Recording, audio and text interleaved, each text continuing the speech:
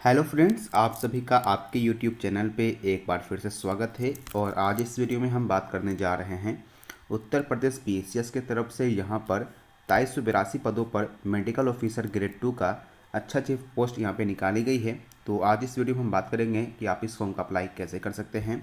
तो सबसे पहले बात कर लेते हैं कि इसमें कौन कौन सी पोस्ट निकाली गई हैं। तो यहाँ पे देख सकते हैं, यहाँ पर अच्छी खासी पोस्ट जैसे कि लगभग यहाँ पर 8, 9, 10 प्रकार, यानी कि यहाँ पर 15 प्रकार के जो है हर एक डिपार्टमेंट में फॉर्म निकाली गई हैं।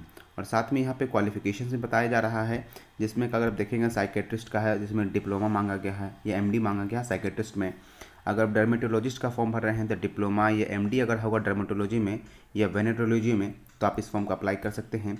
उसी प्रकार से माइक्रोबायोलॉजिस्ट के अंदर डिप्लोमा या एमडी अगर बैक्टीरियोलॉजी में या माइक्रोबायोलॉजी में कंप्लीट किए हुए हैं तो इस फॉर्म का अप्लाई कर सकते हैं। तो यहाँ पे आप देख लीजिएगा कि आपको क्या इसमें क्वालिफिकेशंस आपका हो रहा है, आप किस फॉर्म के लिए अप्लाई कर सकते हैं। तो डिस्क्रिप्शन में लिंक मिलेगा, आपके सामने ये पेज ओपन हो जाएगा, जहाँ पर आप देखेंगे कैंडिडेट रजिस्ट्रेशन का ऑप्शन देखने को मिलेगा। आपको कैंडिडेट रजिस्ट्रेशन के ऊपर क्लिक करना है और इसके बाद यहाँ पे लिख के आ रहा है कि आपने कभी भी, यहाँ पे देखेंगे तो यहाँ पे सीधी भर्ती का ऑप्शन देखने को मिलेगा। और सीधी भर्ती में यहाँ पे विज्ञापन संख्या देखने को मिलेगा, स्टार्टिंग डेट और लास्ट डेट जो फॉर्म भरने का वो दिखेगा।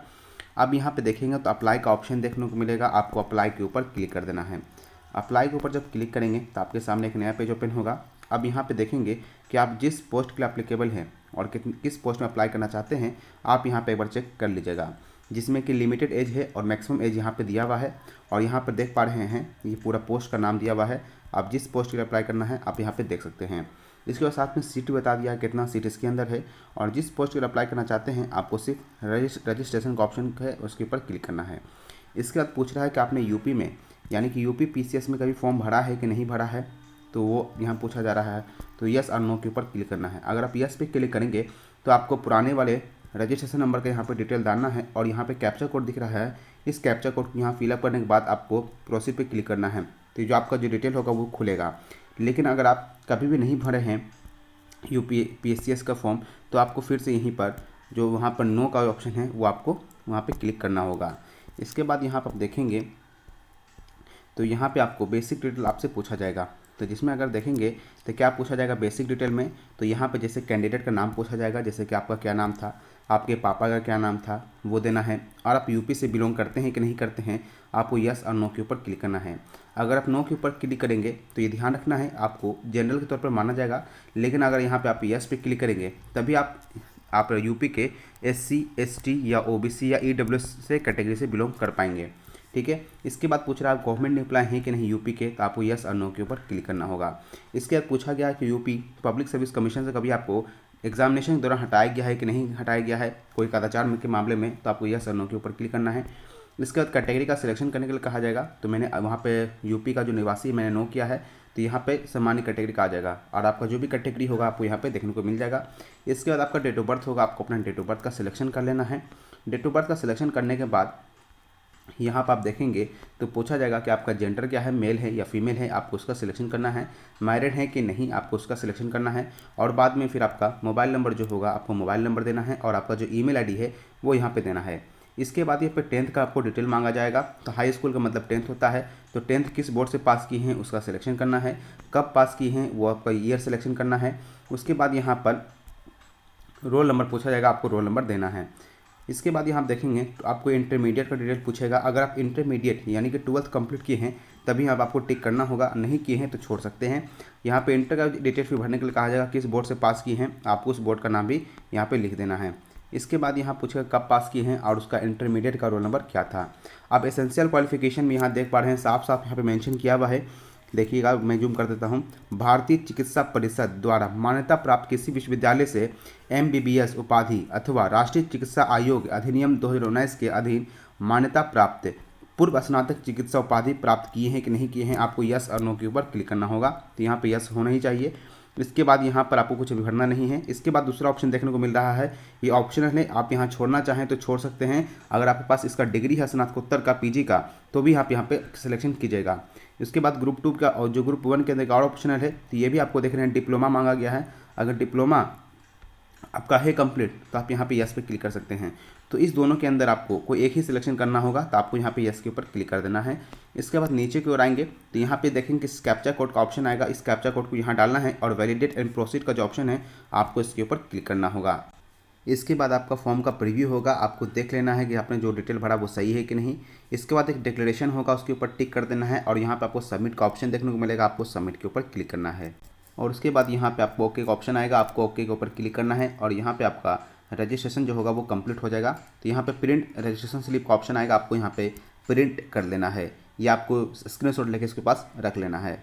इसके बाद यहाँ पे आपको 105 रुपये का फीस पे करना पड़ेगा। अगर आप किसी कैटेगरी से बिलोंग नहीं कर रहे हैं यानी जनरल पे आ रहे हैं तो 105 रुपया, अगर किसी कैटेगरी से बिलोंग कर रहे हैं तो आपको उसमें कुछ कम फीस देना पड़ सकता है। तो क्लिक हियर टू पे का एग्जाम ऑप्शन आ रहा है, आपको उसके ऊपर क्लिक करके यहाँ पे यस का ऑप्शन आएगा, उसके ऊपर क्लिक करना है। इसके बाद यहाँ पे आपको डिटेल पूछा जाएगा कि आप यूपी के हैं कि नहीं, हैंडीकैप में आते हैं कि नहीं, कैटेगरी क्या आपका है और आपका डेट ऑफ बर्थ क्या है वो बोलेगा। इसके बाद यहाँ पे कैप्चा कोड देख रहे हैं, इस कैप्चा कोड को यहाँ फिलअप करना है और क्लिक हियर टू अपडेट का जो ऑप्शन आएगा आपको इसके ऊपर क्लिक कर देना है। इसके बाद यहाँ पे क्लिक हियर टू पे का ऑप्शन आएगा, आपको क्लिक हियर टू पे का ऑप्शन पे क्लिक कर देना है। अब इसके बाद यहाँ पर स्टेट बैंक का ऑप्शन आएगा, आप उसको सिलेक्शन करके प्रोसीड के ऑप्शन पे आगे क्लिक कर देना है। इसके बाद आप जिस भी माध्यम से पेमेंट करना चाहते हैं, नेट बैंकिंग के माध्यम से या कार्ड के माध्यम से, जिसमें कि डेबिट कार्ड या क्रेडिट कार्ड का जो ऑप्शन आएगा आप उस माध्यम से कर सकते हैं, चाहे आप यूपीआई के माध्यम से, चाप चलान के माध्यम से पेमेंट कंप्लीट कर सकते हैं। अगर आप यहाँ पे डेबिट कार्ड का सिलेक्शन कर रहे हैं तो आपको डेबिट कार्ड का ऑप्शन का सिलेक्शन करके यहाँ पे कंफर्म पे क्लिक करना होगा। इसके बाद एक और कंफर्म का ऑप्शन आएगा, फिर से आपको कंफर्म के ऊपर क्लिक करना है और आपको ये नेक्स्ट प्रोसेस पे ले जाएगा, जहाँ पे आपको कार्ड का नंबर, एक्सपायरी डेट और कार्ड होल्डर नेम ये भरने के लिए कहा जाएगा और सीवीवी नेम यहाँ पे डालने के लिए कहा जाएगा। कैप्चा कोड डालना है और सबमिट का ऑप्शन पे क्लिक करना है। आपके मोबाइल पे एक ओटीपी आएगा जिससे आपका बैंक का रजिस्ट्रेशन हुआ है। इसके बाद आपको ओटीपी डालना है 6 डिजिट का, आपका पेमेंट कंप्लीट करना है। पेमेंट कंप्लीट करने के बाद अब यहाँ पे फिर से आपको बैक पेज भेजा जाएगा। फिर से आप इस पेज पे आके यहाँ पे देखेंगे सबमिट एप्लीकेशन फॉर्म का ऑप्शन आएगा, आपको सबमिट एप्लीकेशन फॉर्म के ऊपर क्लिक करना है और यहाँ पे जो आपका रजिस्ट्रेशन नंबर है वो यहाँ पर डालने के बाद आपको प्रोसीड के ऊपर क्लिक करना होगा। जब प्रोसीड के ऊपर जब क्लिक करेंगे तो फिर यहाँ पे आपका ट्रांजैक्शन नंबर पूछा जाएगा या जनरल नंबर पूछा जाएगा, जो आपने पेमेंट किया उसमें लिखा रहता है।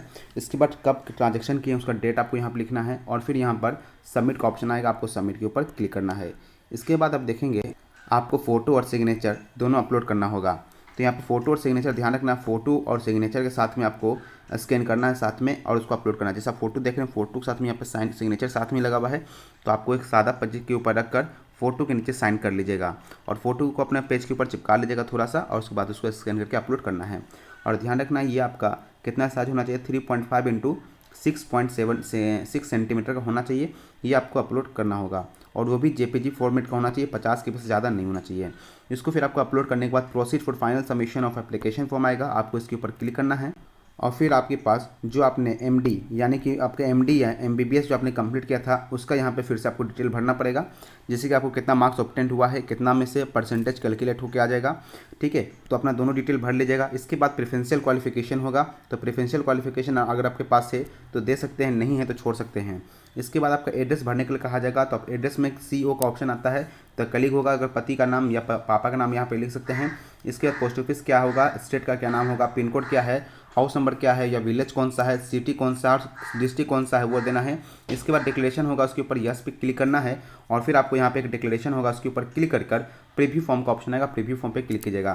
तो प्रीव्यू फॉर्म पे क्लिक करने के बाद यहाँ पे आपका जो फॉर्म होगा वो सबमिट हो जाएगा और यहाँ पे फिर आपको प्रिंट आउट का ऑप्शन मिल जाएगा और यहाँ प्रिंट निकाल के आपका जो फॉर्म होगा वो फाइनली कंप्लीट हो जाएगा। इस प्रकार से जो फॉर्म है आप यूपी PCS के अंदर जो फॉर्म है वो कंप्लीट कर सकते हैं। आशा करता हूँ ये वीडियो समझ में आ गया होगा कि फॉर्म कैसे भराना है या कैसे भरना है। मिलेंगे जल्दी नेक्स्ट वीडियो में। Thank you for watching this video.